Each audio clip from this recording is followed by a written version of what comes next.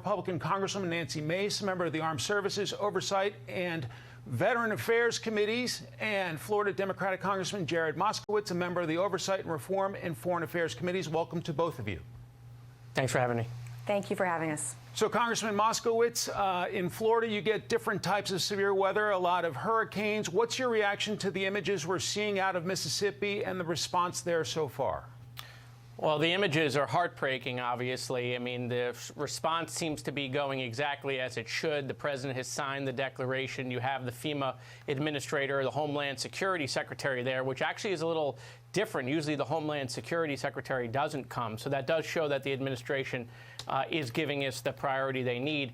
I mean, listen, if I were those local elected officials, I would be asking for 100% reimbursement for the next 60 days so that they don't have to spend local money. These areas look like they're fiscally constrained.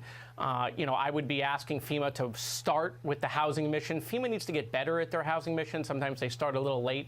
I would ask FEMA to start that housing mission immediately. This is going to be a major public assistance, individual assistance sort of program. These people are going to need those federal dollars. A major debris mission, that's going to cost significant money. They might need the help of the Army Corps of Engineers. And so, look, the good news is that Mississippi, unfortunately, has a lot of experience. They have a great emergency management team. They got Gracia Check, who's the local regional administrator there.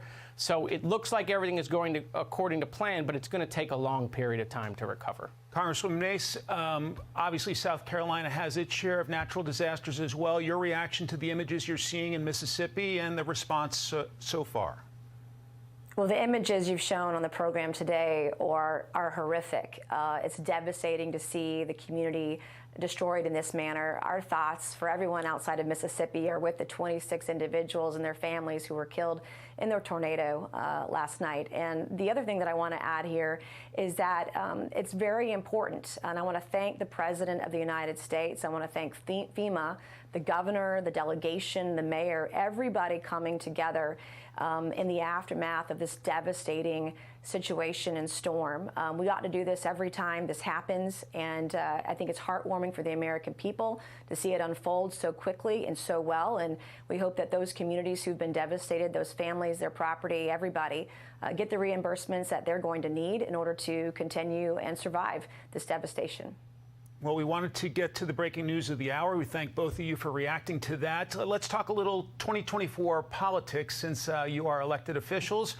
President Trump back on the stump. Let's play it.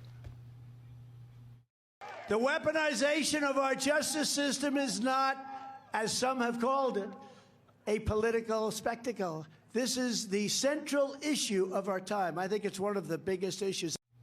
Congressman Moskowitz, your reaction to the former president out on the stump and no charges, at least so far, from the Manhattan DA. Well, listen, I mean, look, it was all fun and games when, for a couple of years, he went around the country and got 60,000 people to chant "Lock her up." And now it's not so funny. In fact, it's terrible for the country that the country has to go through this. It's not good for the country that a president of the United States might be indicted. Obviously, people who break the law need to be held accountable, but it's still not good for the country. But I mean, listen, what we saw yesterday in Waco was a circus. I mean, just, Ted Nugent as his spiritual advisor, going to Waco, Texas on the 30th anniversary. I mean, why would you want to bring up the images of David Koresh? And so, it's very strange what the President of the United States is doing right now. Obviously, he thinks there's some political advantage, and he's using that.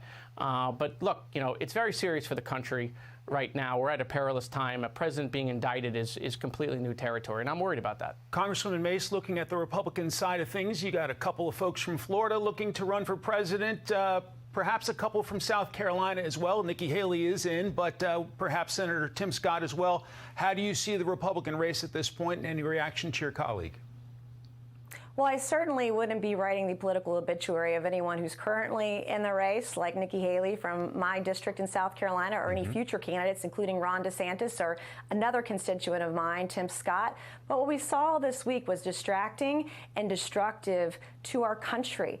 We need to be focused on as a party. We need to be like a bird dog. The Boykin Spaniel is the dog of South Carolina. We need to be like a bird dog, pointing to inflation, pointing to the harm that interest rates have done to this country, pointing to the families that are living paycheck to paycheck and cannot pay their bills, talking about the immigration issues, talking about, and I haven't heard it yet, but I want to hear about what Republicans are going to do to support women in the aftermath of Roe v. Wade. I don't want to be talking about paying off porn stars, okay? As a conservative, that's not an issue that I can be supportive of. I don't want to see drama and political BS within our party when we've got to be focused on a message.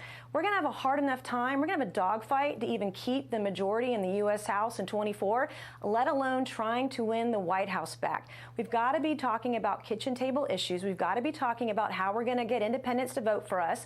We've got to be talking about the important things that matter. I don't want to be talking about the New York DA. He's got to focus on violent crime in New York City. Those are the things that he should be focused on right now as well.